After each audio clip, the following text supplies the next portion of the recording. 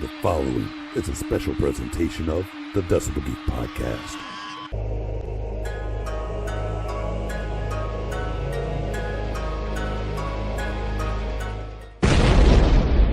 Before we get into this week's show, I want to tell you guys about something our more fashionable friends already know, and I'm talking about Click Tees. The unique shirts that Click Tees offers reaches deep into the nostalgia of the hottest band in the world, with designs like the Demon's first stage shirt, the Rock Skull, the Catman's Cadillac Michigan jacket, the Black Cat, the Spaceman's very first stage shirt, Eagle Wings, and the Phantom of the Park inspired Talisman tee. Plus, great friends of the show, the Ryan Cook, Jeremy Asbrock, Phil Souse inspired Talisman. And in these crazy times, who wouldn't feel better wearing a face and neck covering featuring Eric Carr?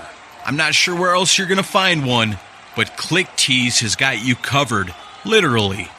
Speaking of Eric Carr, you've got to check out the shirt called The Hunter. It's amazing. With over 30 imaginative designs, these t-shirts will certainly grab the attention of all like-minded rockers that you meet. It's like wearing a cool detector.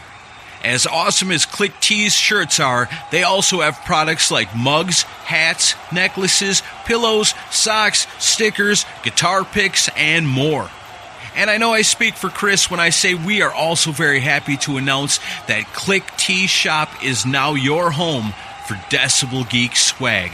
So head on over to clickteeshop.com and get you or someone you love a Decibel Geek t-shirt and check out all the other cool stuff that Click Tees has to offer.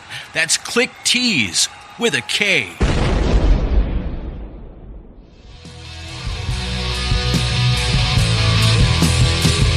This is the Decibel Geek podcast with Chris Sinzak and Aaron Camaro.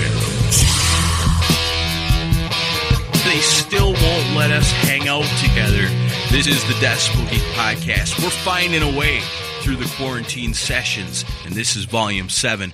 My name is Aaron Camaro, joined as always by my main man. He's not in a car this week. It's Chris Sinzak. Yeah, they let me come indoors this time. Good boy, good boy. Sounding good. How are you? No, we're good. Just camped out in the bunker here. Yeah, same here. So we're going to continue the quarantine sessions today. You guys get the gist of this by now. Basically what we're doing is we can't hang out together, so Chris is at his house, I'm at my house. We have a special guest, a good friend of the show on with us, and we go through and answer listener questions. And man, you guys have been so good about this. So awesome with the questions. I mean, 7 weeks, and I'm seeing great questions in the list today. We're going to have a lot of fun talking about a lot of different things in the world of hard rock and metal music. But you know us also, we got to take care of our business before we get to all that. And our business is iTunes reviews, Podchaser reviews, Facebook recommendations, whatever you want to do. You don't got to pay us. We do this show for free. So here's a perfect example of that. We had such a great one last week. I put out the challenge, and I said, who's going to top this? Well, our main man, David Cathy, our good friend, our Rockin' Pod buddy from right here in Nashville, right? Yep. Yeah, our homeboy even. He's left us an amazing review. It's called Your Fix for All Things Rock and Metal. It's 5 stars, and here it is. Hey people, if you're into hard rock and heavy metal and looking for that one podcast that gives you everything, then look no further than Decibel Geek. Chris and Aaron have been giving the podcasting world some of the greatest episodes. They know their stuff inside and out. So if you're looking for that podcast, this is the one. Great interviews, lots of laughs, timeless news, and some album reviews. And hell, they might even teach you something you didn't know with new noise. It's always an adventure in the world of rock and metal, and Chris and Aaron will give you what you want. They are top-notch, and they are also pretty cool guys, I have to say so myself. So come on, join Chris and Aaron and Decibel Geek. You won't be disappointed. Whew. 2 in a row, man. Those are fantastic. David Cathy, you are the coolest, dude. Very nice. I appreciate that, David. Always good to see you at Rockin' Pod every year, and hopefully we'll see you in 2021. Yeah, and at the KISS concerts and at the Ace Frehley shows and everything cool that happens in Nashville. Those are the times we get to hang out with David Cathy. Yep, that was a great review. Thanks so much. Keep them coming, guys. We really appreciate the reviews a lot, and ones like that just kind of blow me away in the fact that we've been doing this so long and we've made such great friends over the years, and now we're able to have friends on as guests on the quarantine sessions, and man, it's cool. So if you want to leave us a review or a recommendation, try to top that. I dare you. Oh, man, quarantine sessions, they've been great. People have been digging it. They dug last week's show. It was a big tie in the Beat the Geek contest, and Baco was the man. He stood right up to you, and people loved it. People talking about the quarantine sessions? Yeah, I'm seeing a lot more feedback this past week than we had before, so it seems like it's a keeper. Long live the quarantine. Well, it's funny. As we had the issue with Spotify a couple of months ago, we had talked about kind of shifting the way we do things into more of a talk about music rather than music stuff. And this whole quarantine thing kind of just forced our hand, and we've just sort of adapted to it. And, there's some other things we're going to try out as we go forward. But I think it's worked out pretty well. It's definitely a different type of show than what we used to do, but I'm having a lot of fun with it. Yeah, me too. And a lot of people are enjoying it. And the people that especially enjoyed last week's episode with our good buddy Baco from Cobras and Fire, they went out, they shared it, they retweeted it, and that's why they are Geeks of the Week. Yeah, Geeks of the Week this week are Carlos Enriquez, the ABCs of Rock podcast, Joseph Capone, Mick Watkins, Sit and Spin with Joe, Scott Krause, Trevor McDougall, Baco, Cobras and Fire podcast, Kristen Schimbeck, Shay Hargett, James McElhenney, Aaron Martell, Jeffrey Mendenholm, Mark Alden Taylor, Freeform Rock podcast, James West, Todd Cunningham, Simon Catt, Christopher Stokes, Craig Turdick, Mikhail Burrell, Mike Parnell, Gino Ames, Matt Ashcraft, Kenneth Roy, Aaron Baker, Steve, Bill Elam, Jeff Taylor, Ernesto Aguiar, Stephen Michael, JJ Mack, Eladio, David Cathy, and as always, the Mooger Fooger. That's right. Those are all our great friends right there, the people that love the Decibel Geek podcast and just can't wait to tell all their friends about what's going on over here. It's pretty cool to look at this list and see not only did Cobras and Fire podcast share it, and not only did Baco share it, Steve shared it, but who didn't share it? Our guest this week, the one and only Loose Cannon. Hello there. What's going on, buddy? I'm doing excellent. Thank you for asking, and thanks for the invite on the show. I'm thrilled to be here. Very cool. It's awesome to have you on. Yes. I know. Finally, I don't know if you recall this, but about 4 years ago, on my travels from Florida to Denver, we actually planned on doing this in person, but then I was blocked by the traffic of Coachella and the Country Music Festival that day. You mean Bonnaroo. Bonnaroo, whatever. Yeah, Bonnaroo. Douchebags all around. Yeah, that's true. It's tough. Yeah. Anyway, I'm not known for facts, just, generalities. That's why you have Fact Bastard. That's correct. But yeah, man, on the show, happy to hear Baco on it first. I let him go first, mostly because of his ego. So, but now here I am. Very cool. We're going to answer a lot of listener questions today. We got a whole bunch of good ones. Can we just get rolling? Let's see. Let me scroll on down to the question section, and we'll get rocking here. Oh, nice. We got some from Instagram again, huh? Yep. Starting to get a few more on there. All right, that's cool. I know people dig Instagram. Metal Mike, he swears by it. All right, first question right off the bat. It comes to us from Byron Chambers. He wants to know, which lyric is worse? The one Gene is always harassed for? I want to get on your case, put my log in your fireplace. Or Paul's, that never is mentioned. Love is sweet, so insane. Come on, lick my candy cane. I feel awkward just saying both of those things out loud. He's right. Nobody really ever mentions that other one, but it is equally as bad. Yeah, I don't know. I still think the fireplace thing takes the title. I don't know. There's so many bad lyrics, though. This ain't no Christmas Carol. I guess maybe log in your fireplace is a tad more clever than lick my candy cane. Yeah, just slightly. I don't know. I think it's more a high concept song. He's actually, like a lumberjack, and he's around a fireplace. Yeah. What do you think? Yes. In that case, they should have put that one on the Elder. That's what I mean. High concept, as in you'd have to be high to enjoy it. Something like that. Yeah. I don't know. There's worse lyrics out there. I mean, even like, True. I don't know if this is a worse lyric, but the whole Gene doing a Fat Albert impression on Love 'Em Leave 'Em. You know, and he goes, "My limo is a-waiting. See you coming my way. Hey, hey, hey." That is horrible. I never made that connection, but you're right. You'll hear it forevermore. Yeah. And then it's like he has Tourette's during that. There's also the like part where he goes like, "I'll see you between the hours of 10 and 2. How do you do?"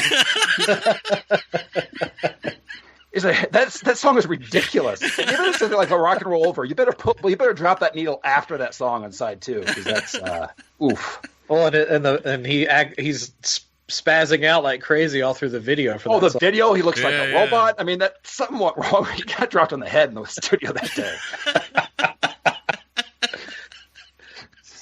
No love for Love 'Em, Leave 'Em. No love at all. Leave them, not love them. Anyway. That's great. Well, we're off to a hot start. I'm going with the candy cane, though. I actually think that's worse. I think so, too. I think it is worse. Pretty sure Vinnie Vincent wrote that line, too. Yeah? Yeah. Yeah. I don't want to know. All right, let's just move on.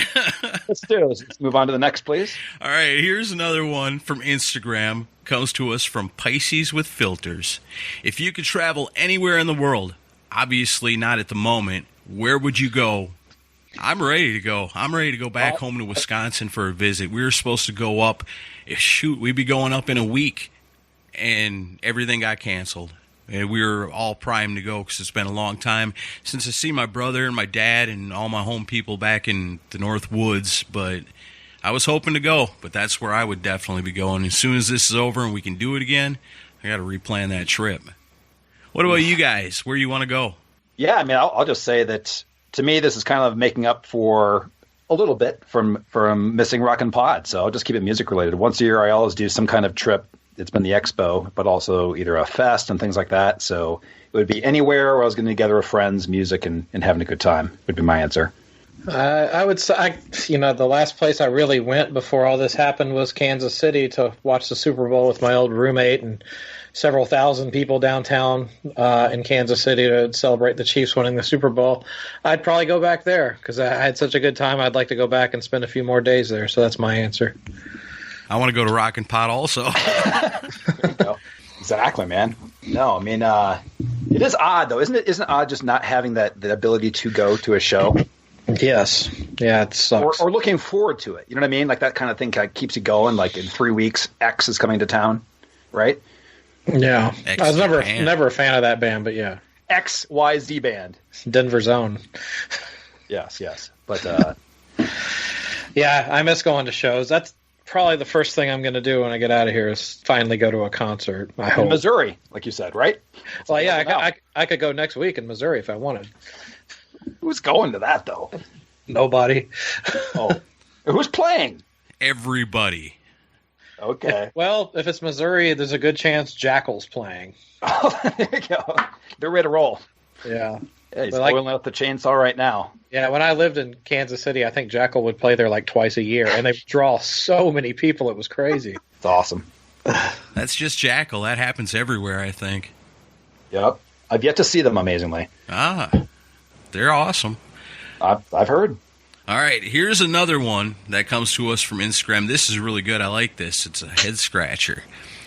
Favorite solo album from a member of a band you like? For example, Tom Kiefer, The Way Life Goes, or Pound Hound with Doug Pinnick, Massive Grooves from the Electric Church of Funkadelic Grungealism rock music.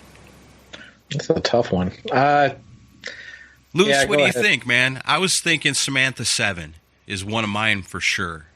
If you would count that as like CC breaking away from Poison. I know you're a fan of that album. What do you think? Oh, yeah. That's a good one. I always like that's good pop rock.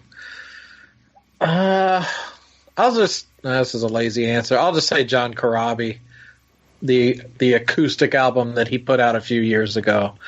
But I mean, he was part of Motley Crue. But I don't know if that's a great answer. But I don't know. You go ahead, Luke. It's a great album, though. Yeah, I love that album. Yeah, I mean, he recorded. was that just recorded in his house pretty much too? And it sounds excellent. Actually, Aaron and I's friend D.A. Carcos, who was part of the show pretty early on, he produced and played on that album. So it was locally done here in East Nashville, actually. Yeah, no, that's a great pick. I love the Hooligans, the swampy version of Hooligans Holloway. Yeah, that's cool. I like that one better than the original, actually. Yeah, it's that's phenomenal. Yeah, mine actually, I was stumped on this one, and then today, just on shuffle, the answer came to me, and that was when I heard the first track of a Slash's solo album that he did with all the guest stars, Rockin' Effin' Roll, whatever it's called, has Ghost on it with the Cult and Ozzy and Jesus, everybody's on that album. But that's one of the few albums that, for me, works with all the rotation of singers. So I really enjoy that one, even though it led to him picking Miles Kennedy as the human dog whistle for his band. So that's Baco's joke. He's probably going to yell at me. Yeah, he's stealing my material. He had his chance to use it last week. Let him have it.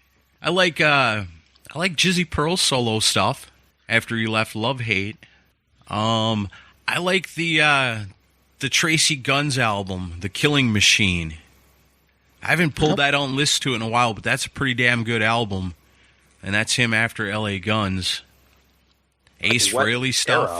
Era? I don't know. It's tough. There's a whole bunch.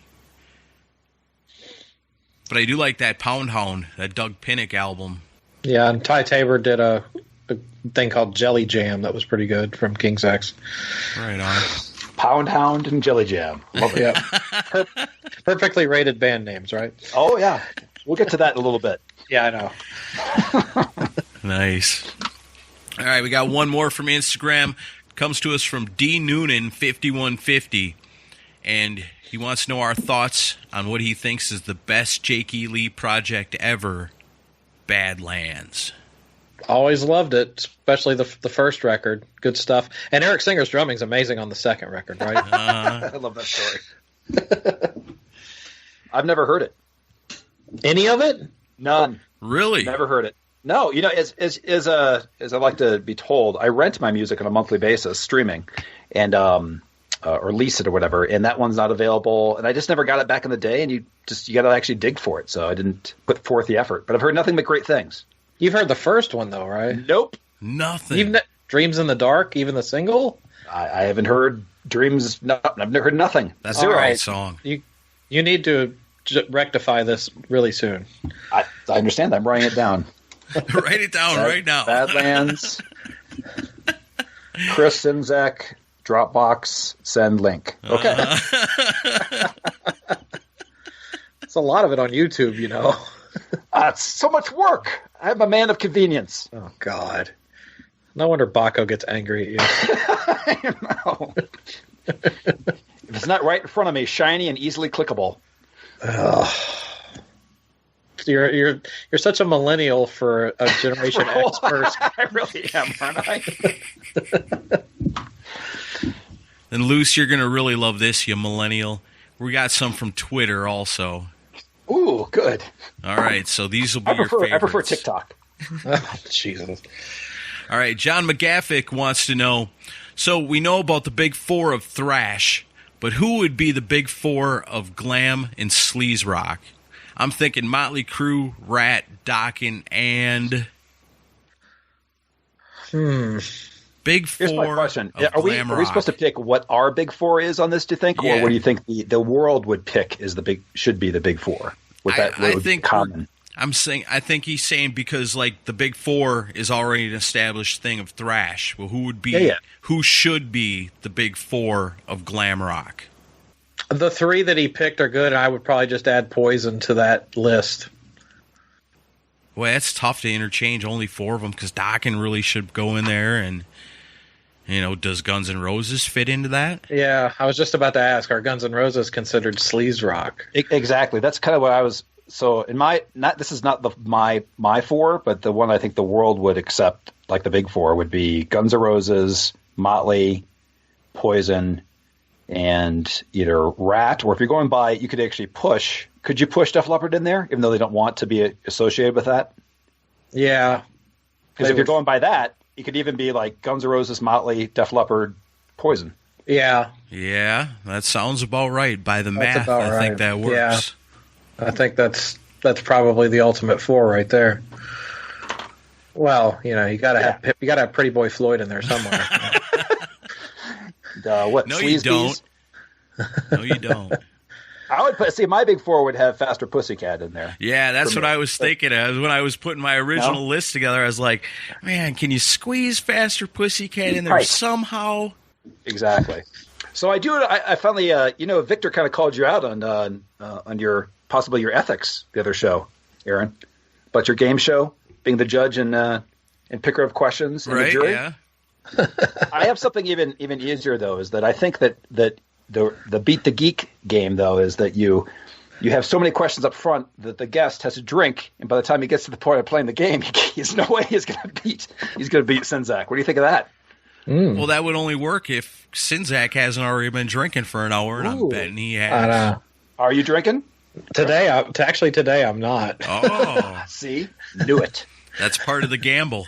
While we're on the Beat the Geek subject, before we get to it later today in the show, Aaron and I talked to Josh Toomey on the phone yesterday, and he brought up an interesting point, and I'm saying this to my own detriment, but he says it's a show that has 11 questions, and I'm always the one who gets to go first, so therefore I get an extra question, and that's probably unfair. But they go to 11. I know. See? Yeah, that's right. That's why it's Beat the Geek. I know. But should I try it? Should we let the guest go first to see if it makes a difference? No, that's why it's Beat the Geek. Okay. Listen, all right, works for me. Otherwise, it'd be whatever. Aaron? That's the idea. It's supposed to be in your favor a little bit. Okay, that works for me. All right. But you still lose and tie all the time. Yeah, I know. Actually, you got a pretty good record if we were keeping track so far. I'm not sure exactly what it is, but you've been doing pretty good. We'll see what happens today. I'm like 4-1-1, I think. Yeah, that's not bad at all. Yeah, it's a hockey record. All right, here's a cool question. Well, actually, it comes to us from the Mooger Fooger, and he says it's an impossible question, but here it goes. What album would you consider perfect from start to finish? You wouldn't skip any tracks. You can only select one album. I'm going to have an obvious answer, and I'm honestly burned out on this record, but if I have to go song for song, quality-wise, I don't see how you could not say Appetite for Destruction. I mean, there's not a bad song on that entire record, in my opinion. Man, but there's so many albums that are perfect albums. It's hard to narrow it down just to one, because at first I didn't realize, I didn't read it all the way through, and I didn't see select only one, and I'm thinking, oh man, Tora Tora, Wild America, and a couple of LA Guns albums, and the first 3 Metallica, and I could go on and on and on with, and it still is kind of rare that you get an album that, if you were doing like I'm doing, where I'm listening to each album and then deciding which songs make the cut into my iPod, it's rare to have a perfect album, but there's plenty of them out there. With that said, all 10 tracks from Asylum made your iPod. That is true. So I didn't leave nothing off Asylum. But there's stuff I leave off Crazy Nights.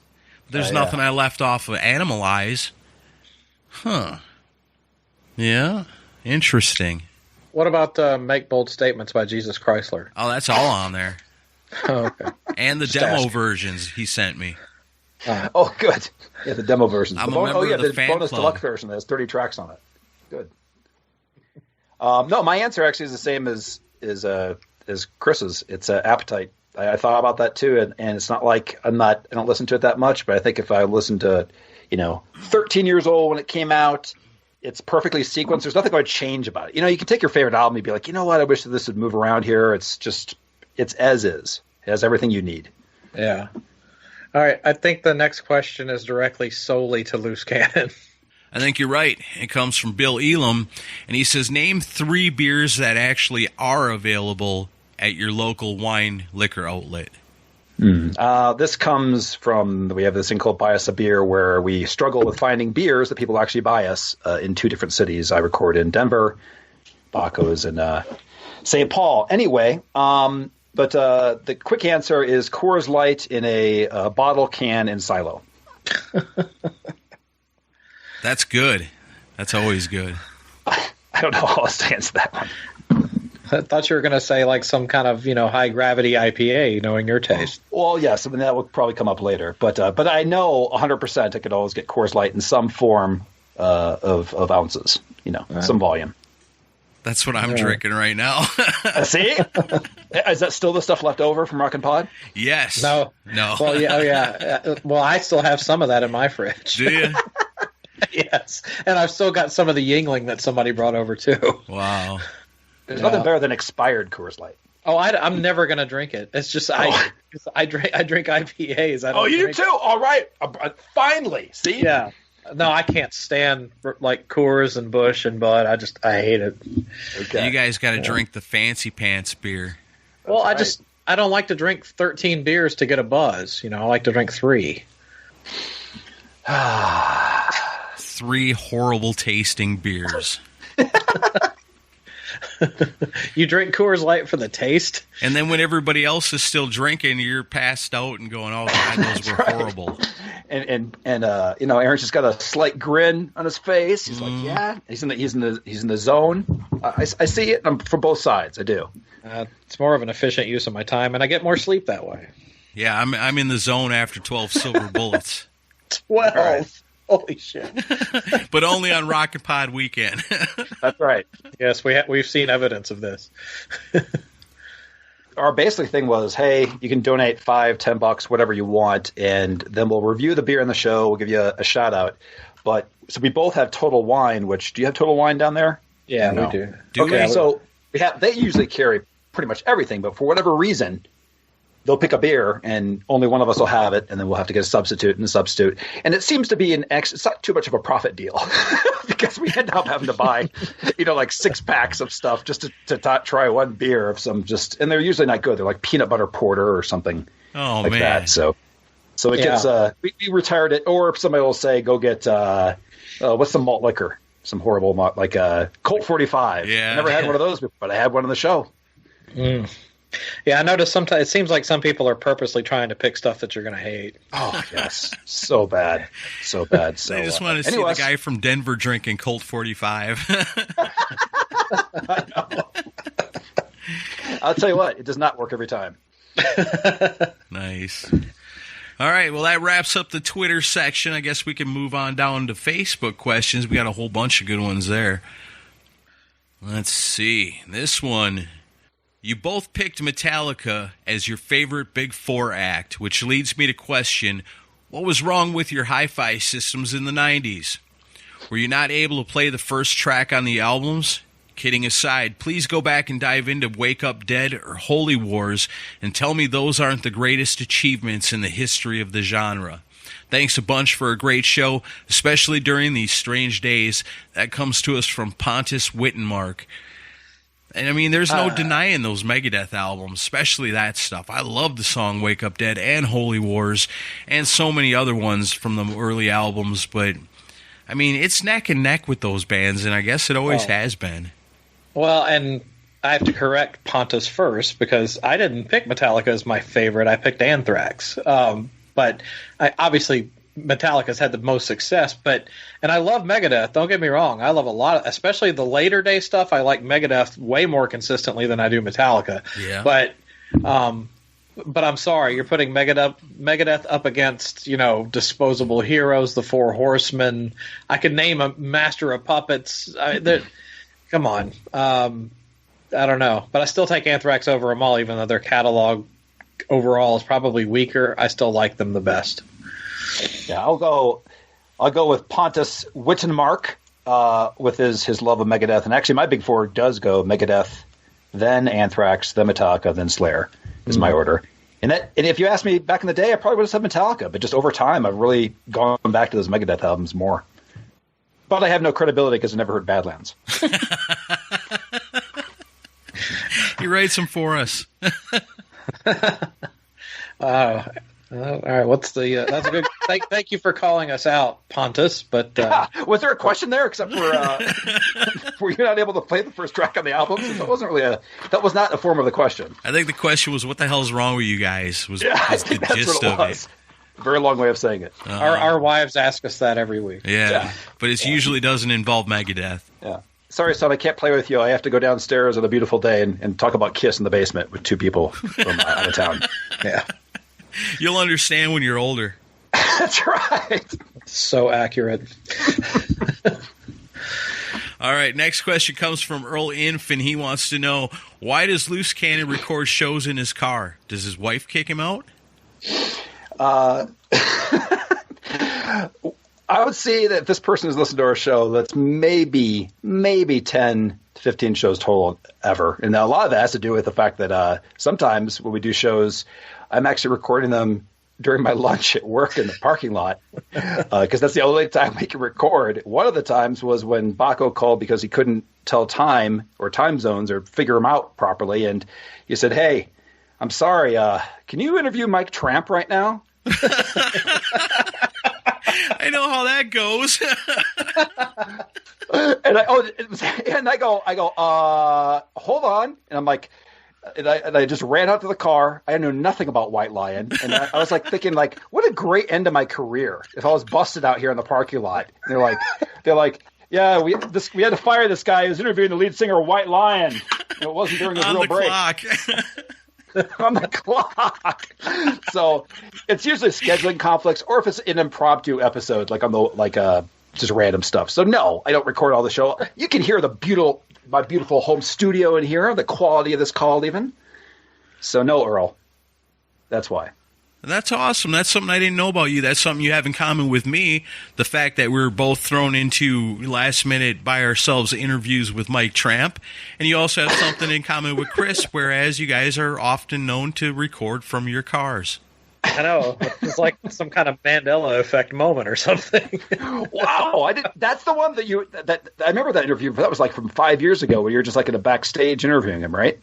Oh. Yeah, I went downtown, and I was supposed to meet Chris, and something came up, and, I was never the biggest White Lion fan, and so I went down there and was like, I don't know how this is going to go, but it went all right. He was a cool dude. He was a nice guy. The thing that was the thing that blew my mind was when he actually said the phrase, "Yes, I'm very proud of my 11th solo album." It's like, you have 11 solo albums, man? That's incredible. Yeah, that's a lot of... Hey, he's very popular in Belgium. Give him a break. Yes, I know. They eat it up there. They got nothing better to do but sit around pining for the new Mike Tramp album. All right. Which is good. Oh, I wish we were more like them. That's right. All right, here's another question. It's a good one. It comes to us from Patrick Breen. Are there any singers in one band that you could see singing for another band? Would you endorse a hard rock metal program like Wife Swap, but it's a singer swap for a year or two? That's a pretty intriguing question. I would put Dee Snider in Paul Stanley's place in Kiss.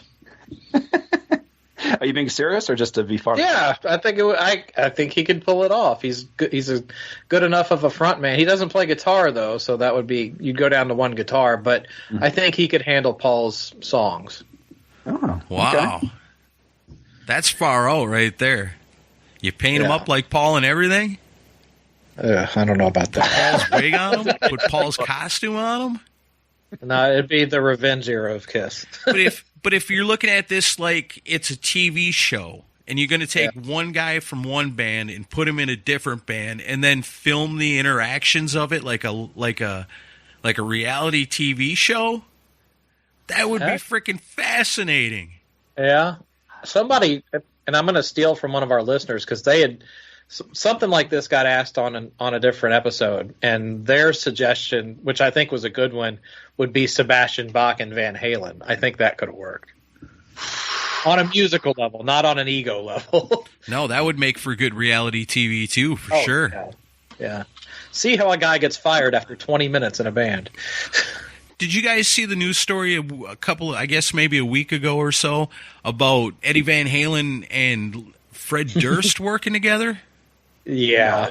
No. And it ended up with Eddie Van Halen pulling a gun on Fred Durst? Yeah, basically, he met Fred Durst at a party in Beverly Hills, and this is when Eddie was really bad off on meth and stuff.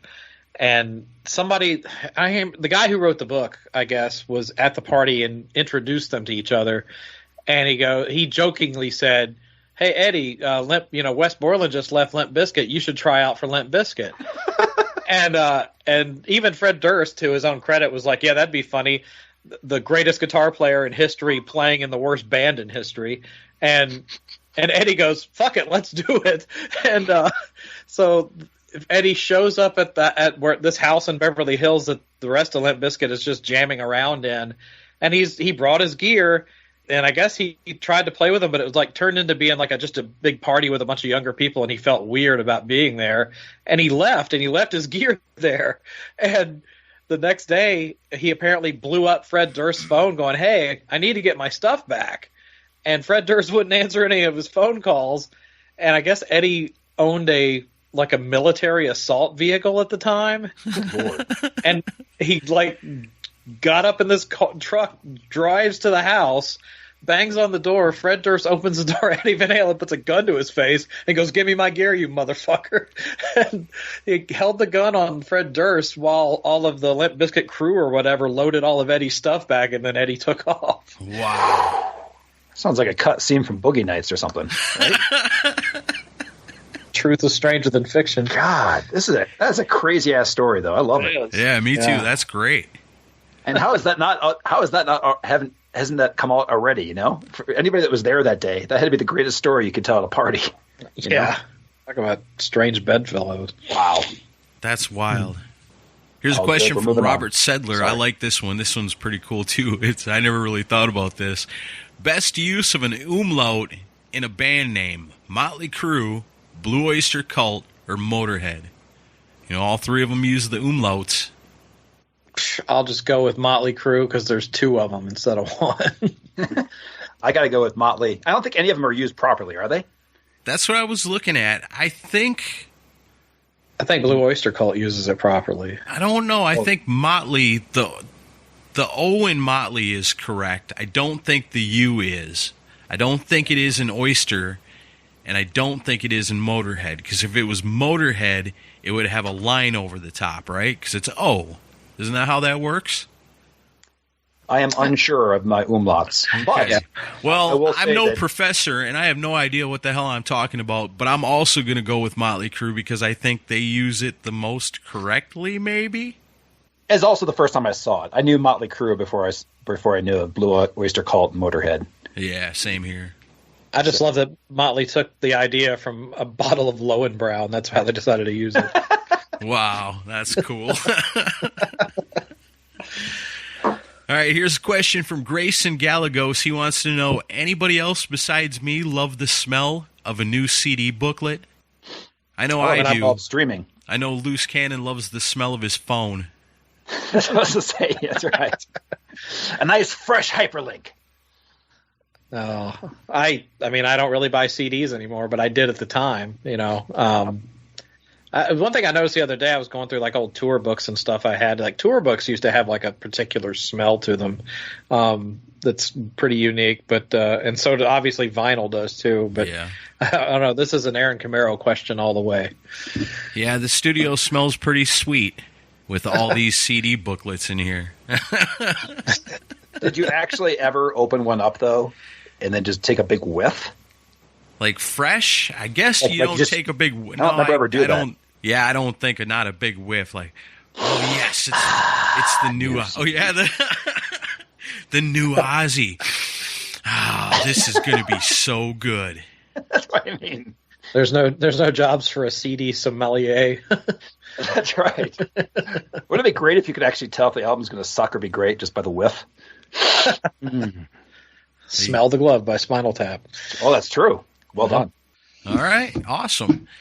Let's see. Jason Kearney wants to know, what's everyone's favorite beer? Well, mine's easy. I stick with Baco, and I agree with the Coors Light. That's what I'm drinking. You guys, what's your favorite snooty imported beverage of choice? You go first, Luce. I just always go with what's the most expensive and has the longest description and name. Yeah, that sounds If I'm going, there was one that was like, the one that I've really been into lately is one I actually talked to Baco about last week that you guys had to try on your show. I don't even think you like this one. It's called Space Dust IPA. Oh God, ooh, God! It's 8.2% alcohol, and I actually do like the taste of it. Good for you. Yeah, I'm proud of myself. I say you thought you were gonna. Yeah, you guys. Is that what you're drinking right now? No, I'm not drinking anything right now. Okay, Drinking water. All right, fair enough. I was hoping you would. Space dust. No, I got to stay sober to beat you in the game. That's right. It's gonna be a good one today. I got some awesome questions. Where do you get these? Do you just dig deep? Because they're they're random, man. They're supposed to be random. I know, dude, but I'm just saying that really, they're pretty impressive. The obscurity of them. I like them to be hard, but I like them to be kind of solvable, sort of. You know, I don't know. Okay. I have fun times putting them together. I'm just glad that you finally, after 400 episodes, realized your dream of becoming a game show host that you had as a young boy. I know. I forced it. It's my dream, Sinzak, and we're doing it. I've been wanting to do a trivia game since we started the show, so I'm happy we're doing it. Yeah, it's cool. I find all kinds of crazy shit. Well, you know what? Now's as good a time as any. Chris, I sent you that thing the other day about the Kiss thing, and I want to talk about this.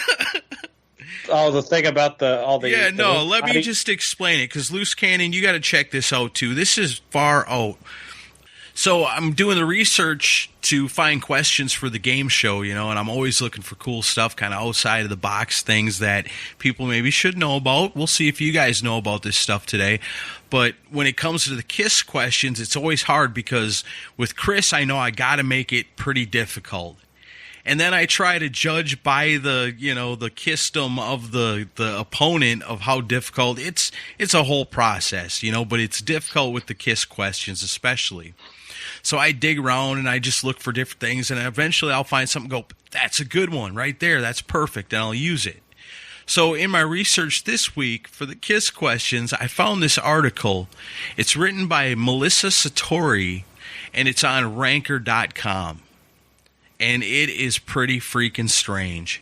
It's an article, it's entitled, Kiss Stories That Earned Them the Title of the Most Calculated Band in History. Have either of you seen this before? Nope. Okay, so Chris, I'm going to read the part that I sent to you, and then we'll go from there. So they have different sections throughout the thing that highlights different parts of the band's career and different things. So this part's called Fans Thought the Illuminati Kept the Band Out of the Rock and Roll Hall of Fame. And it goes like this. Kiss were inducted into the Rock and Roll Hall of Fame 15 years after the group's initial eligibility period, a delay that sent the Kiss Army down a path of conspiracy theories. One theory involves journalist Dave Marsh, a key player in the Hall of Fame selection process, who once reportedly said, Kiss is not a great band. Kiss never was a great band. Kiss never will be a great band, and I have done my share to keep them off the ballot. This led to outrage by Kiss fans around the world.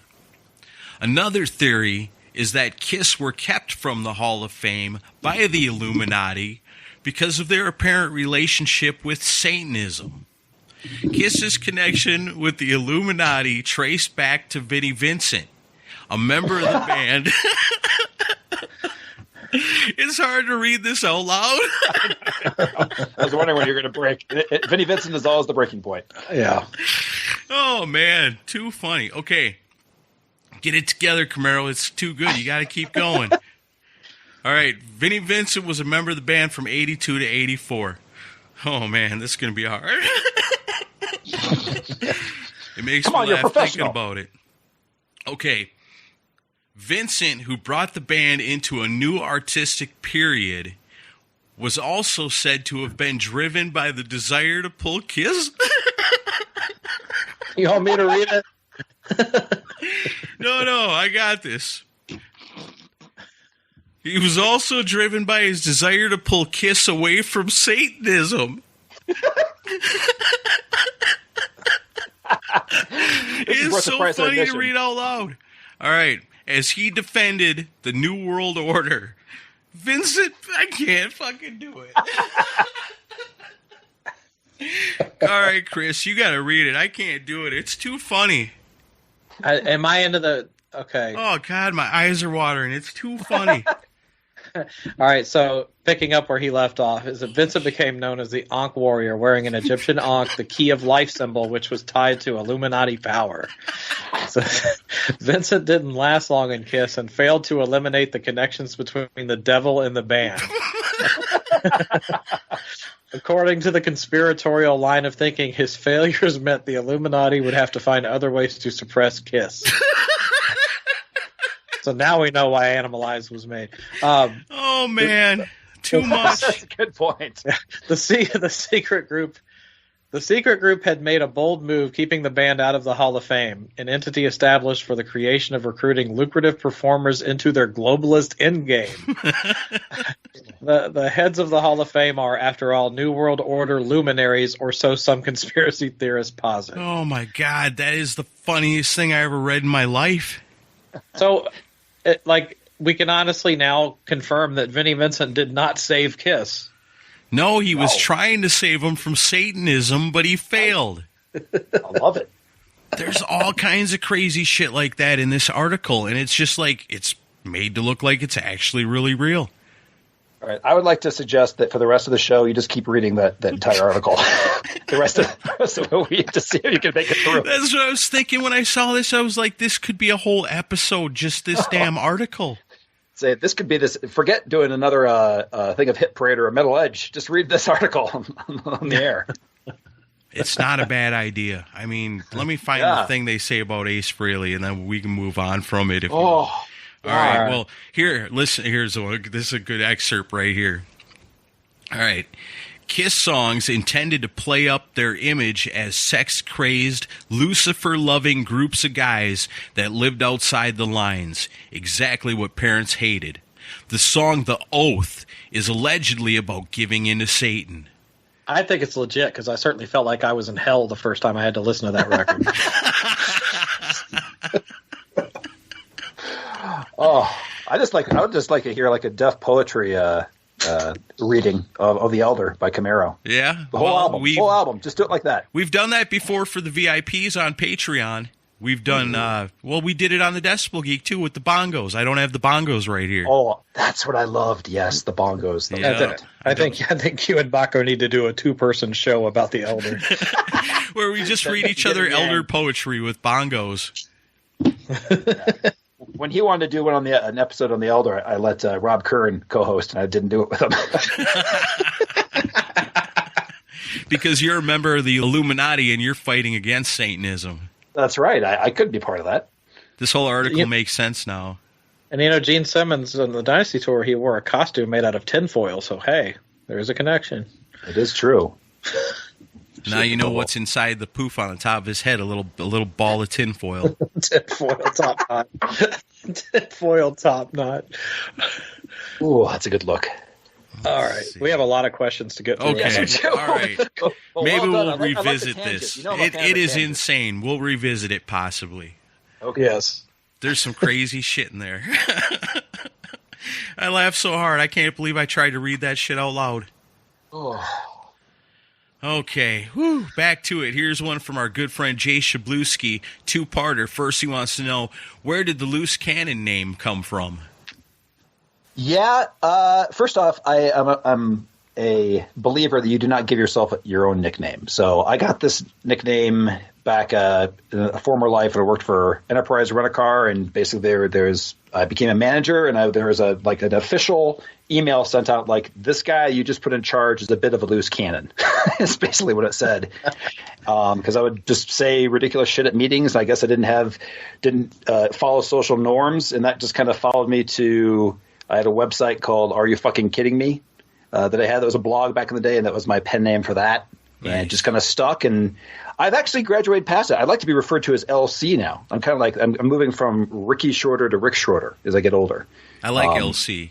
That's got a good LC. ring to it. Just do LC. It's not something that it's definitely morning zoo like. So as I've been told, so I think that I'm going to move towards LC because it's not the best when you're asking for to interview somebody and you sign it loose cannon in an email either. That's the story. So then the second part of the question, Jay Shabluski would like to know, am I the only one watching AEW wrestling in front of 0 fans? Well, I'm certainly not watching it. Yes, this is a wrestling show after all. I don't have an answer for that. You don't watch none. 0 wrestling, I'm sorry. 0 wrestling for LC, that sucks. Unless you're in the ring, Camaro. Oh, okay. I'll watch it. We work that out sometime, maybe. I watch it. I love AEW wrestling. It's weird that the wrestling now is in front of no fans. Like WrestleMania was messed up because there's no fans there. So they're just, I don't know, it's not the same without people out there.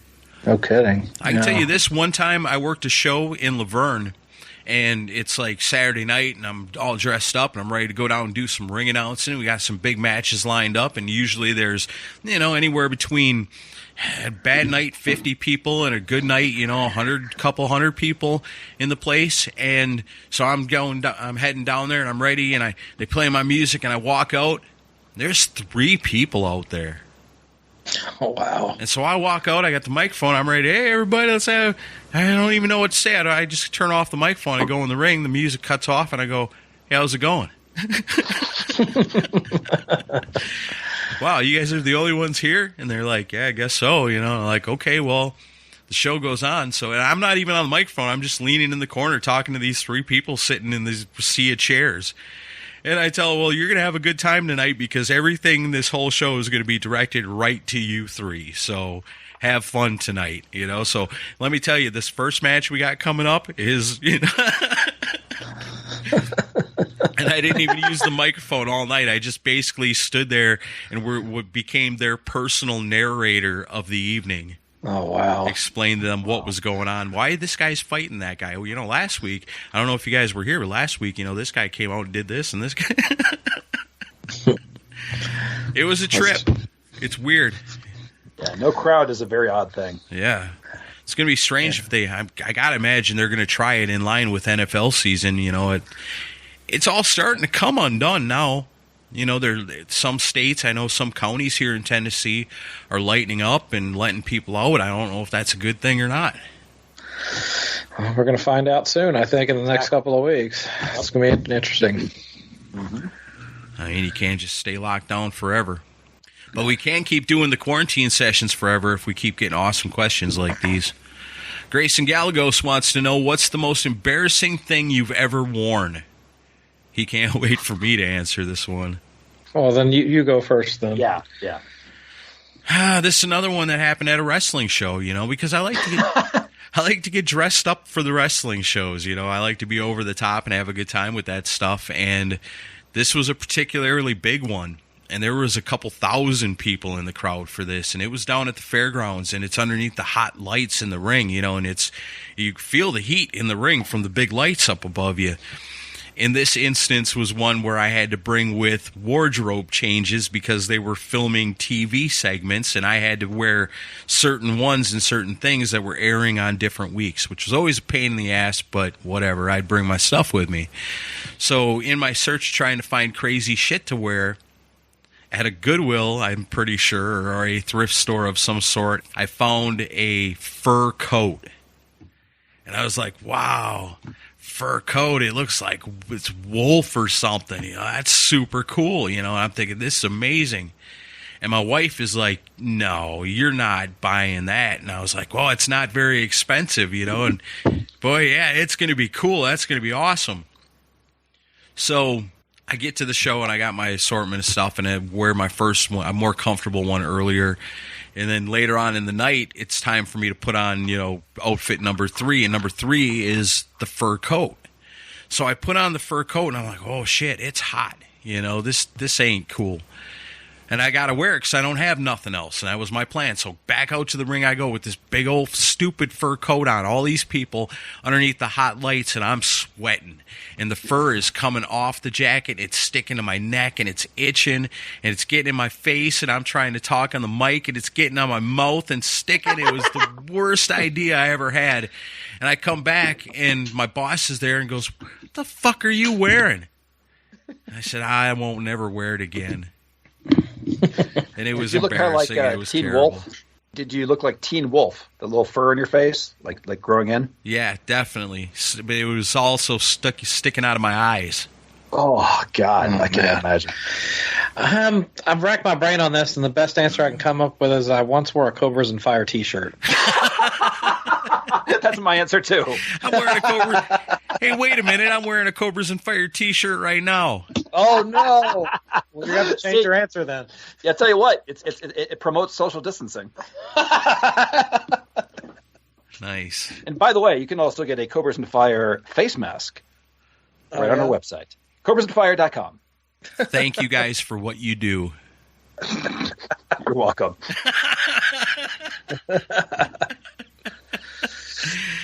Oh, man. Let's see. Here's another one from Grayson. He wants to know, what song instantly brings you back to your childhood? The one that came to mind right away was Boys of Summer by Don Henley, because I just remember that song being everywhere when I was a kid. I think I'm going to go with Right Down the Line by Jerry Rafferty. For some reason, that song always takes me back to being a little kid. Or maybe Baker Street. Either one. I took this as being as teenager. You're talking about little kid, huh? I guess childhood. Okay. I'm going to go with Trapped in the Closet by R. Kelly. In a lot of ways, you're still a child. I don't want to know the story behind that, but okay. No, I have an actual answer. I took this as like childhood and like teenagers. I actually did Fight for Your Right to Party, Beastie Boys, because that's when all of a sudden I realized that the reason I liked a lot of these songs is they have guitars, and then it led me to Zeppelin and stuff like that. Yeah, that album was a soundtrack to one of my summers. I remember that too. Yeah, me too. So that was like a gateway drug for hard rock for me. I had the 45 for Fight for Your Right. What'd you say? I had the 45 for Fight for Your Right with Paul Revere on the B-side. I love that song. God, I mean, come on. What other time when you were a kid did you hear the porno mag in a song? You know? Like, these guys get me. And doing things with a wiffle ball bat. Yeah, all that. Like, what is he doing with a wiffle ball bat? How can that even fit?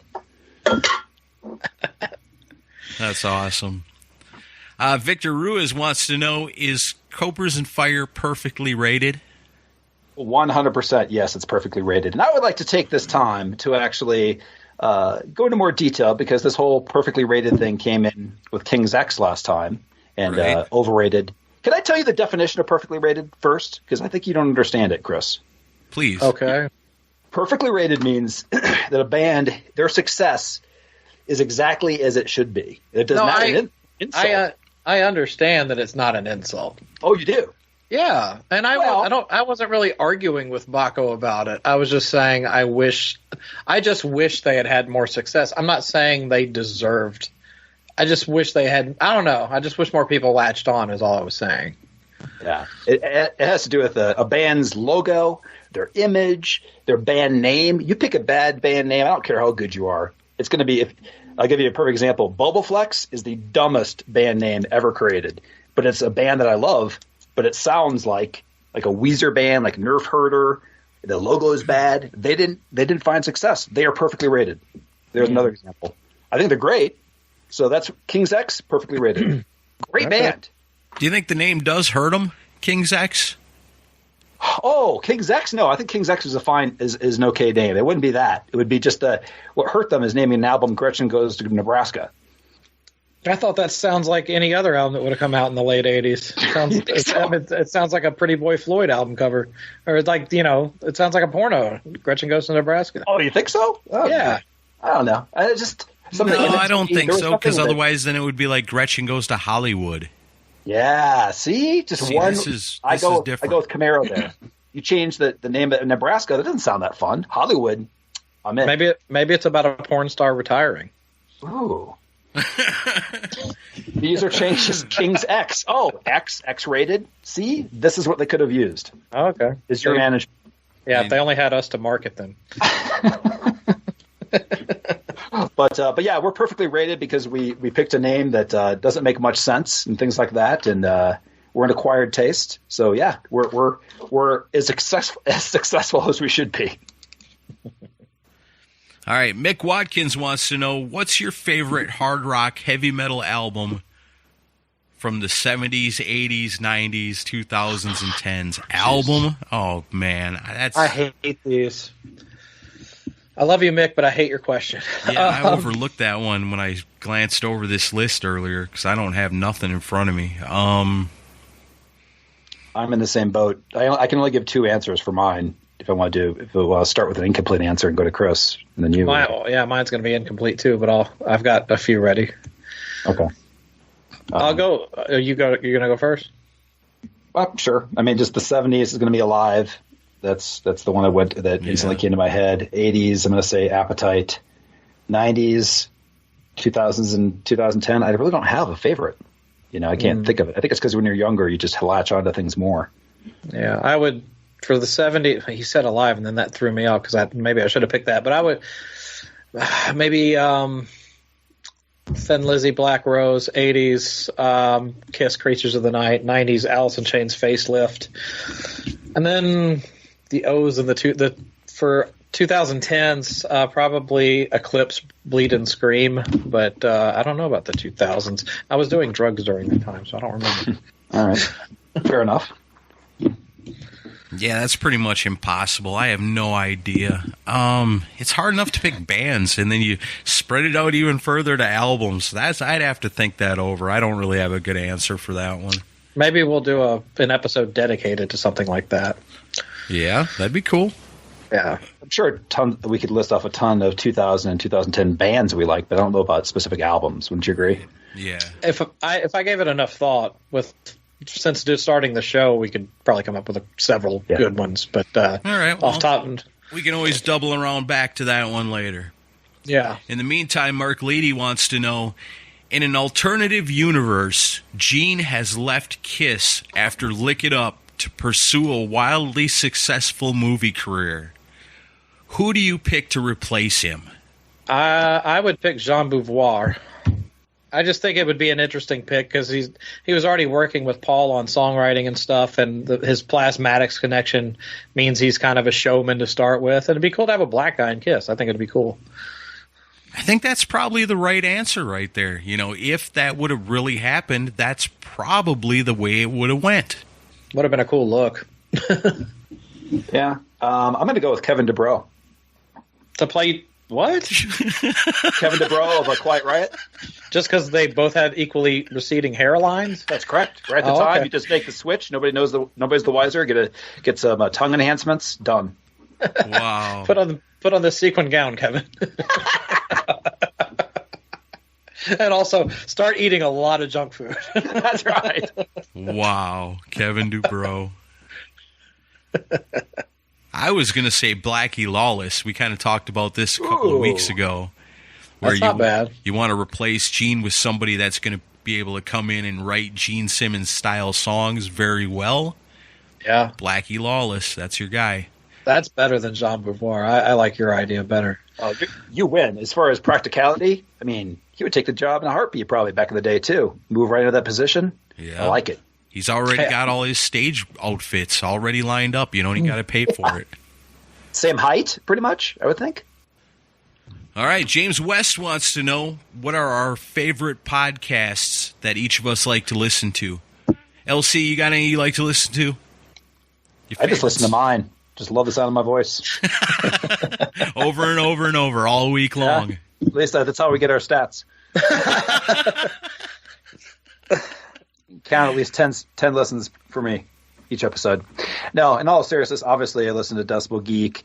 My God. The easy answer is pretty much the majority of the podcasts that are at Rock and Pod Expo over the last few years. So besides not music, I'll have to look at my thing here to I think that Aaron, you may have turned me on to this one, was the comedy podcast where they do all the history. Is that The Dollop? Yes, The Dollop. I listened to that. And I'll just leave it at that for now. That's cool. We had tickets to see The Dollop. They were coming here, and that all got postponed. Oh, I'd love to see that live. Yeah. Yeah, I really like that show. My buddy Billy turned me on to that.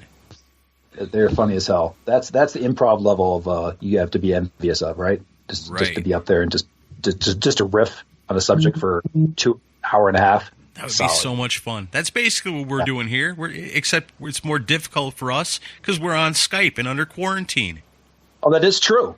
Yeah, Absolutely. So we're the real improv professionals here. Damn straight.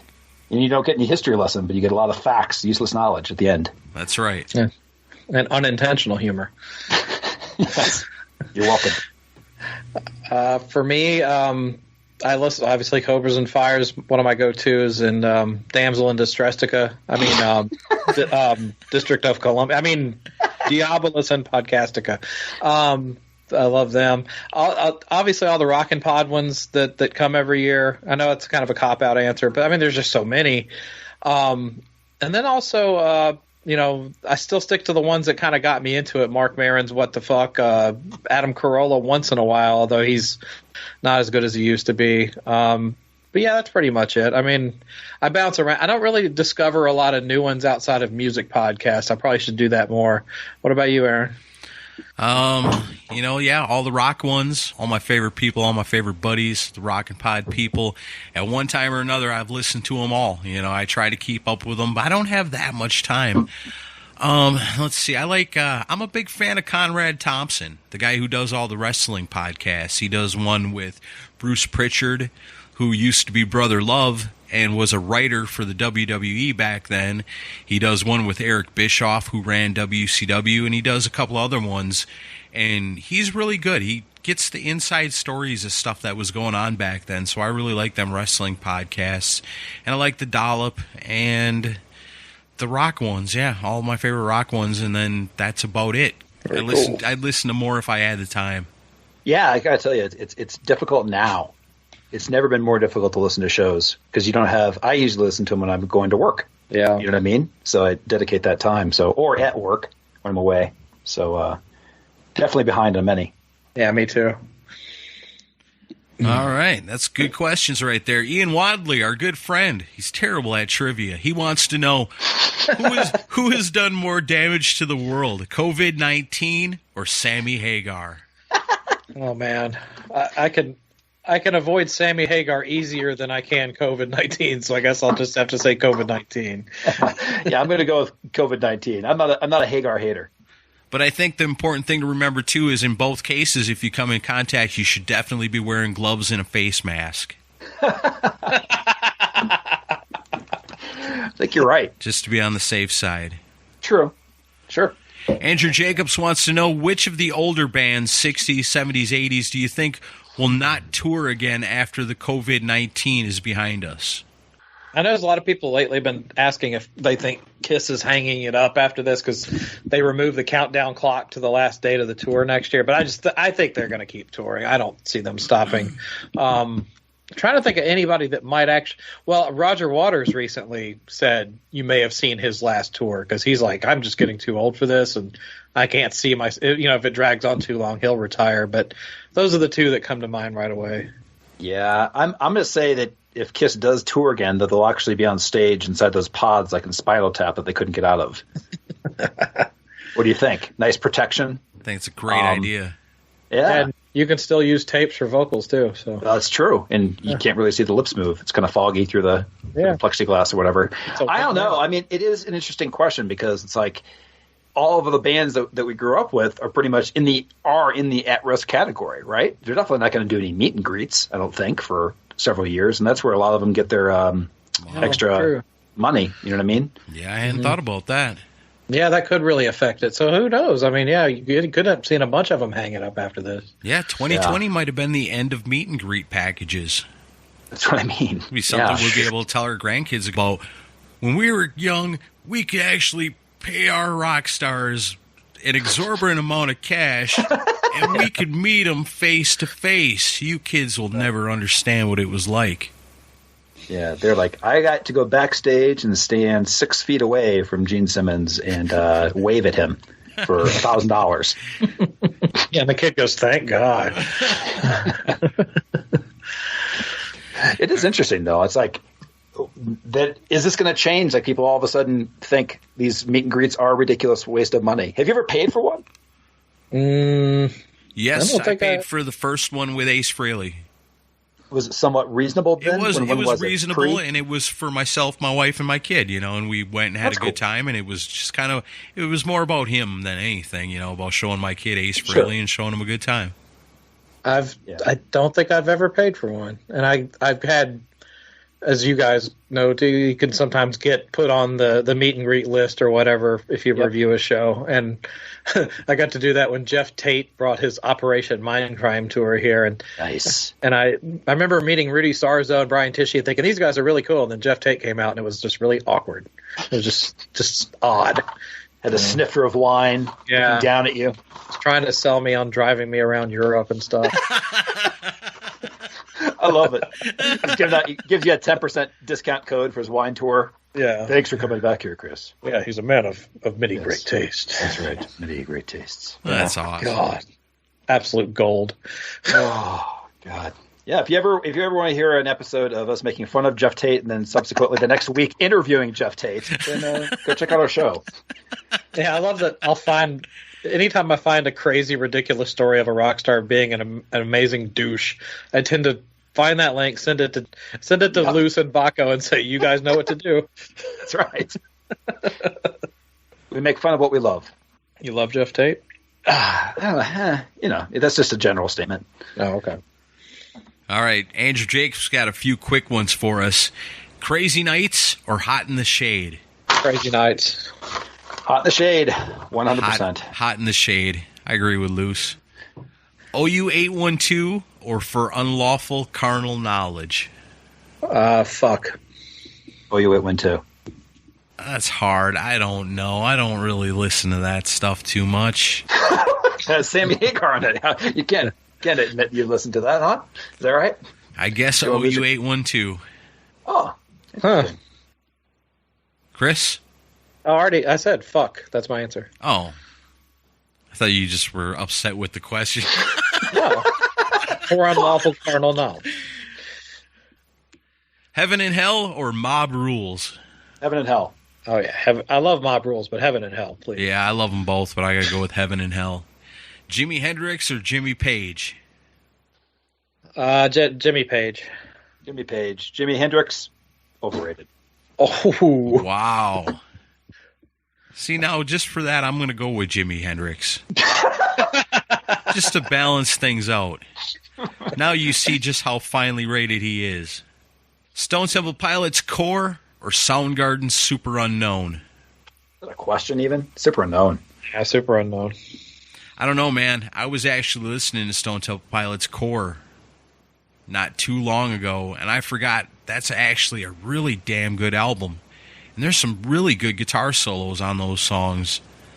Yeah, I mean, it's good. I'll still take Super Unknown as an album compared to it, but there's a song called Cracker Man on Core that's a great song. Yeah, it's badass. But I still got to go with Soundgarden also. Oh, see, you tricked me. Van Halen related, Wings or Rings? Well, it's got to be. You got to go with the Wings because it's the Dave era. Yeah, definitely the Wings. The Wings, it's perfect for a logo, and then Weezer even copied it or paid homage to it and everything. It's to me, it's kind of like the Metallica thing at the bottom, whatever you call that, the reverse check mark. Right. It's nice. It's nice to doodle. That's true. I like that. All right, here's one from Corey Nolan. He wants to know, what is the one thing you'd like to see Kiss make available for purchase? How about music? I'm going with that, too. I'm going to keep saying, yeah, what he said, and not give an answer. What else is there? They've released anything that's any product they've had their name on it. Do you have something, Camaro? I can't think of anything. You can buy a Kiss anything. Right.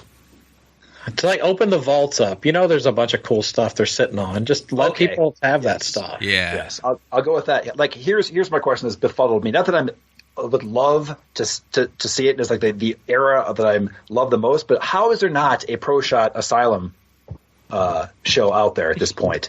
They're sparing you. I guess so.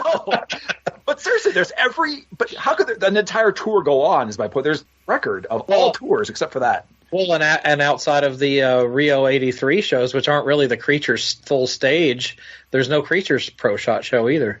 Yeah, I guess. I just would think from Analyze forward, they got a little more money. They did the MTV thing. They should have something from that. And Well, I heard that they didn't put out one for the Asylum tour because B. Arthur was suing Gene over the costume.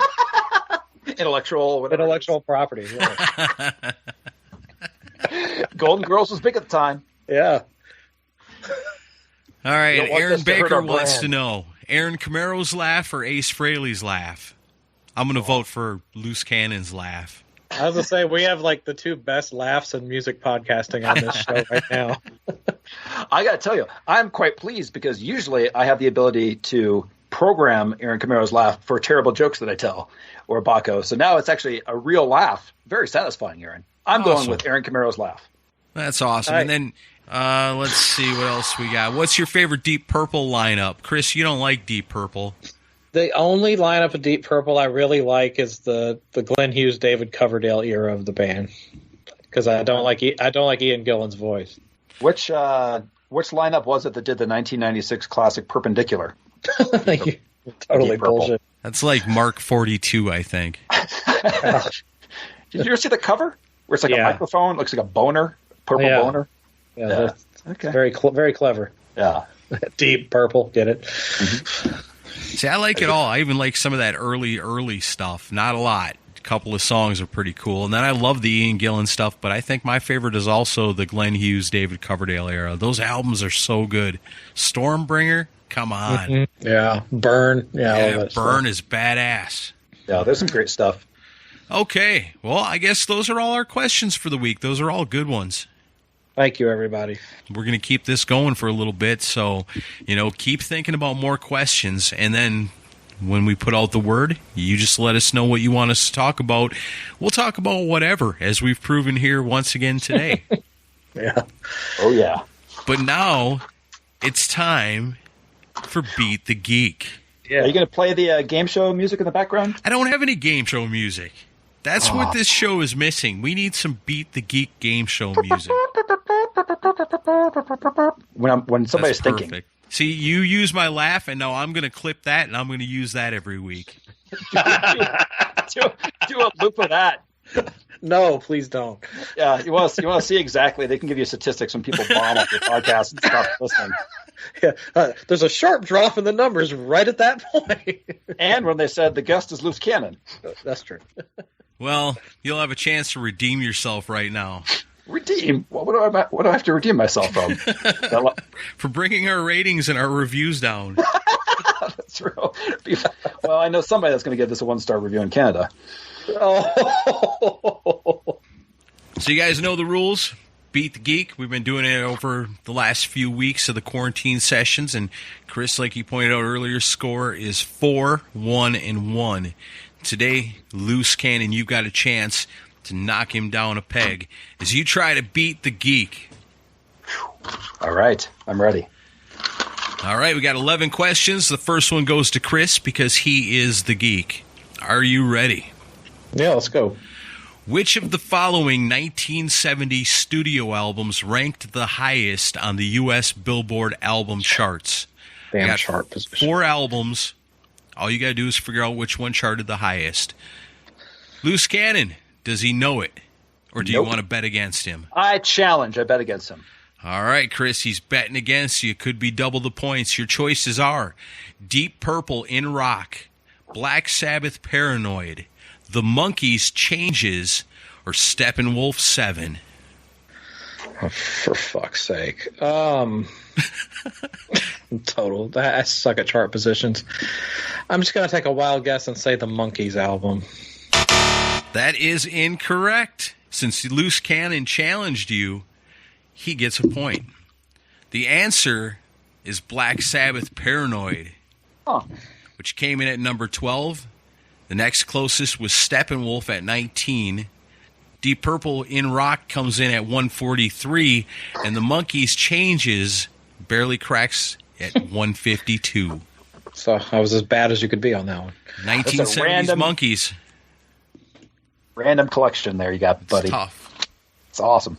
All right, Loose Cannon, your first chance, man. You ready for this? Yes, sir. Here we go. The band Mr. Big took inspiration from their name from a song by this band. So when they named themselves Mr. Big, they took it from this band.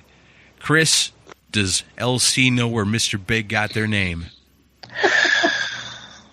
I'm going to say no. All right, he's betting against you. Mr. Big, they got their name from a song by this band. Was it Free, Cheap Trick, Led Zeppelin, or Van Halen? All right, Free, Cheap Trick, Led Zeppelin, Van Halen. First, it's a perfectly rated band name, by the way.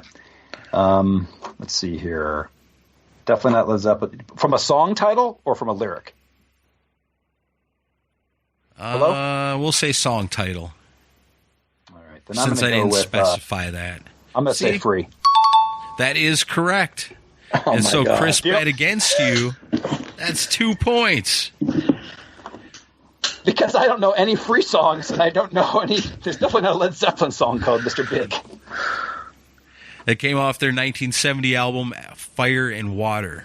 Wow. I'm going to lose today. Well, you're down 3-0 right now. I know. Yep. Would a question about Pantera make you feel better? Probably depends on what the question is. According to iTunes, this is Pantera's most popular song. Loose Cannon, does he know Pantera's most popular song according to iTunes? Yes. All right, he's not betting against you on this one. Your choices are Cowboys from Hell, Walk, This Love, or Cemetery Gates. I'm thinking it's got to be Walk. That is correct. Walk is the number 1 most popular song. Cowboys from Hell is number 2. This Love is number 5. Cemetery Gates, number 3. Walk among my least favorite Pantera songs. Yeah. Well, you are not amongst the majority there. Yeah. All right, Loose Cannon, your chance. Similar question. According to iTunes, this is the most popular song by The Cult. Chris, does he know his Cult? Yes. All right, you're not being bet against, but you got a chance to score a point here. Your choices are She Sells Sanctuary, Firewoman, Wildflower, or Love Removal Machine. It's actually pretty tough. Well, I know nothing about the Cult for the most part, and I'm just going to go with Firewoman because that's the only song I really know.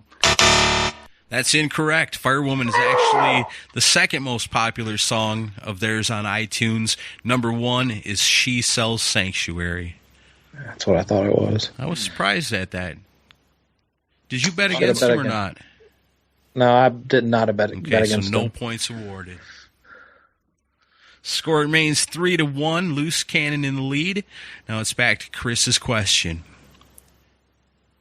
In 1990, all of the following bands were Grammy nominated for Best Hard Rock Performance. Who won? Got 4 bands all nominated. Who's the winner? Loose, does he know it? Say it one more time. Got 4 bands. All of them were nominated for a Grammy in 1990 for Best Hard Rock Performance. 4 of them were nominated. Which one was the winner? Does he know? Yes. All right, you're not being bet against. Chris, your choices are Motley Crue, Living Colour, Great White, Aerosmith.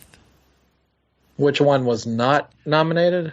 They were all nominated. Which one is the winner?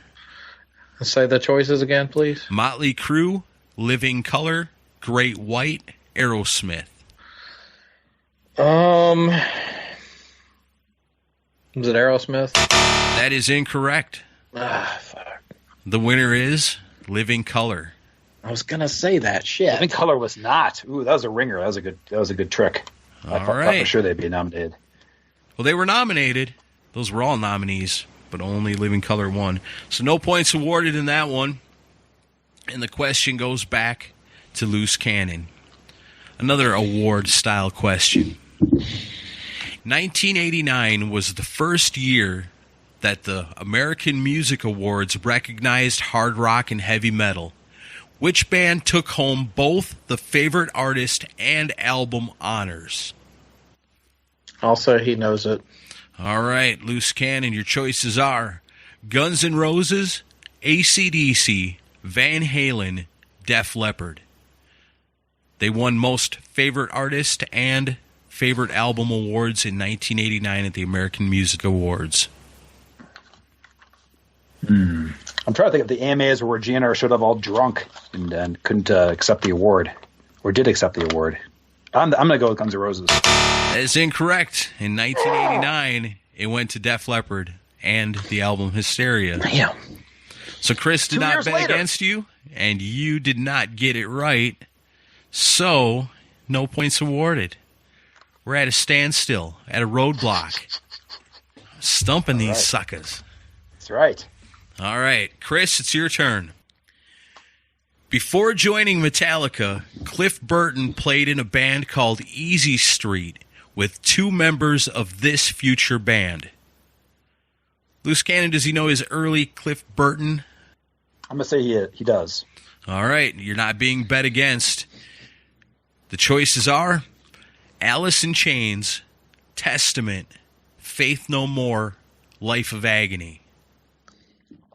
I'm going to guess this based on just the geographical area he was in. I'm going to say Testament.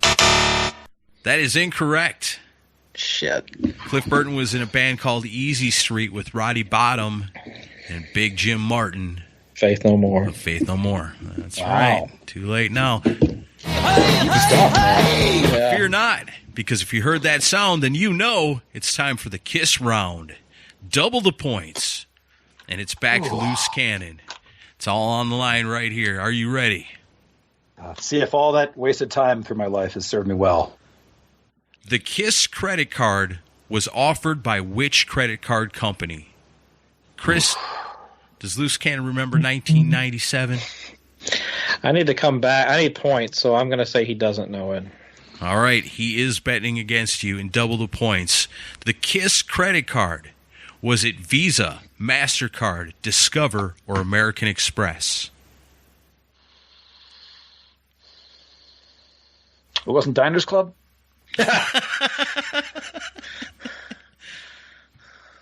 Man. Okay. I'm just going to go with Visa. That is correct. Yes! Oh, yes! Wow, Kiss round can make a huge difference. Chris did bet against you. Damn. It's double the points, so that puts you up 1, 2, 3, 4, 7-1. Oh, that's all she wrote for me then. Wow. Wow.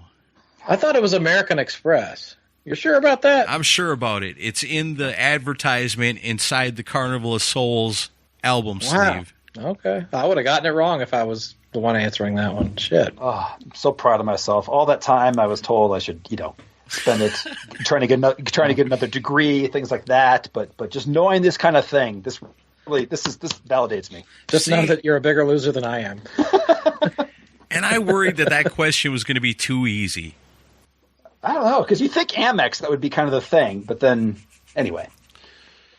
All right. Chris, your turn in the Kiss round. Double the points. On Kiss's 1989 album, Hot in the Shade, the liner notes included a special PSA section telling fans, "We want you around to enjoy the party. Here's how." What was the subject of the PSA? Oh, Luce, do you think he read the liner notes on Hot in the Shade? he has read liner notes on bootlegs. Okay, so yes, he knows this. Come on, this is rigged. This Really? is a softball question. He knows it. All right, Chris, you're not being bet against. Your choices are The Dangers of Drugs, The Truth About Suicide, A Warning About Alcoholism, or The Facts About AIDS. Those are the facts about AIDS. That is correct. Well, Loose Cannon did not bet against you. That's 2 points. Brings you back 3-7. Yeah, 7-3, and it's rigged in my favor. Okay. Easily. I'm now part of that. It's not the Illuminati, but Victor has seen the cracks in this game. Oh my God. He's blowing your doors off and he's complaining. I know. See, and after this, no one can ever say that I don't make it easy for the challengers as well as we go into Loose Cannon's next and final question. The Pat Benatar video for Love is a Battlefield. Oh, sorry. I was prepped to know that I should that he was going to I should brush up on my Pat Benatar. I didn't know they were actually going to do that. Please, continue. Can't say I didn't warn you. I didn't think it was a real warning, but the answer is Greg Giraldo for everything. That's the only thing I know. Craig Giraldo was a comedian. Oh, shit. What's the guy that worked with Pat Benatar? I don't even know that. That's Neil Giraldo. Neil Giraldo, whatever. Some Giraldo. That has nothing to do with this. Good. Good. Pat Benatar's video for Love is a Battlefield was the first music video to feature speaking parts and a storyline. In the main scene, Pat and a group of female dancers do battle with whom? Well, Chris, I think it's pretty easy to say that Loose Cannon knows his Pat Benatar, but what do you think? You need some points. It doesn't matter, but I'll bet against him. All right. In a desperate move, Chris Czynszak bets against Loose Cannon. So in the video, in the main scene, Pat and her group of dancing friends do battle against, is it a priest, the police, a pimp, or angry parents? Wow. Dramatic pause so he makes people think he doesn't really know the answer. Yeah, that's right. Man, I'm going to go with angry parents. That is incorrect. Oh, come on! Pat and the ladies are beating down a pimp. Wow. See, I did not know my Pat Benatar, as you somehow knew. I guess if you really wanted to be a closeted fan and you really didn't want people to know with that much of a lead, you could throw one. But Chris does get a point because he did bet against you, and Chris, you get the final question here. After receiving backlash to the mislabeling of this band during a 2014 intro to an episode of The Simpsons, Bart can be seen writing, "Blank is not death metal" on the chalkboard. What band is he writing? Loose Cannon, you think he knows this in the final question? Sure, he knows it. All right, he's not betting against you. He's not giving you the chance to tie it up. But you can score some points for glory. Is Bart Simpson writing, Judas Priest is not death metal, Alice Cooper is not death metal, Iron Maiden is not death metal, or Ozzy Osbourne is not death metal? I'll say Alice Cooper. That is incorrect. The answer is Judas Priest. Apparently, they referred to Judas Priest as death metal on an episode, and people freaked out. And so the next week, to respond, they had Bart writing on the chalkboard over and over again, Judas Priest is not death metal. You don't want to be misrepresented by cartoons. Very important. Well, here you go. You question the integrity of the show, but you have won this game 7-4. Loose Cannon, congratulations. How do you feel? Oh, like I said, it's just. I'm gonna have to play this back for my family, for everything. And this is just one of those things you just talk about, and you later on in your life you play this episode for my kids, grandkids. So thank you very much. This is just my dreams have been fulfilled. Everybody deserves a moment like this in their lives. I feel like singing "Wish Upon a Star" right now. Please don't. Make Gene Simmons proud. Well, thanks, guys. I appreciate it. Thanks for coming on, man. But go ahead and plug Cobras and Fire real quick while we have you on the line. Oh, yeah. I'm not sure if you know this, but Cobras and Fire is a comedy rock talk show with absurd discussions about music, life, and a mix of classic artists and bands on the rise. Join us as we make fun of what we love. That was just off the cuff. I can't believe it, man. Listen to him, and I couldn't even remember how to do our little 2-sentence catchphrase. Pathetic. By the way, along with our normal show, our interview episodes include members of Judas Priest, Kiss, Anthrax, Motley Crue, and more. Basically, we make fun of what we love, and then we interview the people too. Like we make fun of Eddie Trunk, and then he's on a couple weeks later. So it's a fun show. We do a little bit of everything. That's awesome. You should just start making fun of everybody you wish to have on the show, if that's the way it works. Yeah, our kind of thing was, if we get them on the show, great. But, we want to have our silly talk about anything, so we don't want to just spare any kind of opinion. You just don't send them a whole lot of clips of stuff where they were mentioned in the past right before the interview, right? Yeah, I guess we don't. I mean, come on. Who listens to us anyway? You're actually going to do a research? You get solicited by a podcast called Cobras and Fire? The fact that you actually say yes is ridiculous.